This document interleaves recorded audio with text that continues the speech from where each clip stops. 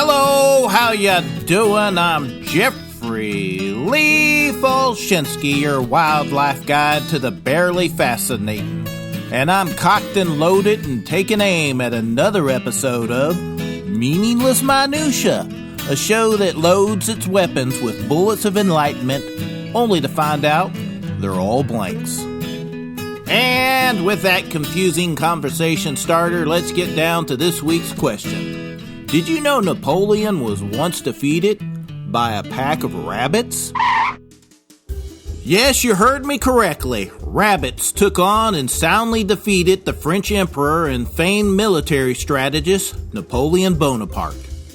And if you're scratching your head wondering how this furry David defeated its Goliath, then I feel my tens of dollars I invested in producing this show was well spent. But anyway, in 1807, after Napoleon signed a treaty with Russia, he decided he wanted to kick back and celebrate a little.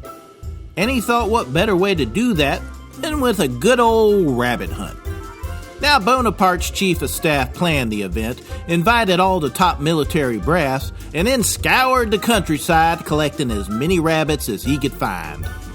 Now, the stories vary from source to source, but the number of rabbits collected are said to range anywhere between 100 and 3,000. Needless to say, there was plenty of them to go around, so everyone was guaranteed to have themselves a good old time. And a good old time was had, only not by the guest.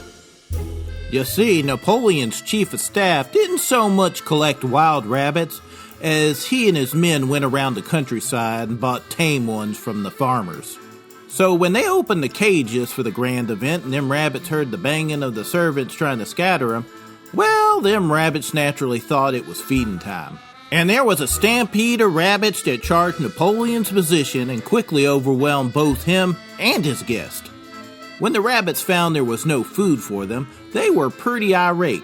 So irate, in fact, that Napoleon was forced to flee back to his carriage. Unfortunately for him, the rabbits weren't done with him yet, as they performed a flanking maneuver around his guards that even Napoleon would have to admire. You know, if he wasn't distracted by all them rabbits pouring into his carriage to continue their attack.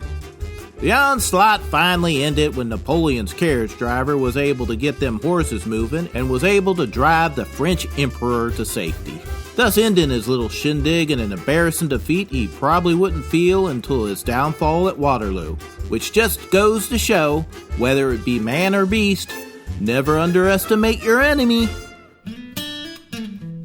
Okay, it feels like your mind's being stuffed and mounted as we speak, so I best just stop there. But before we find out you've just been playing possum, let me hit you with this bumbuzzle of brilliance. Seagulls don't like being stared at. So there's a fun beachside activity that couldn't possibly end badly. And with that, I'm Jeffrey Lee Folshinsky saying, adios, amigos.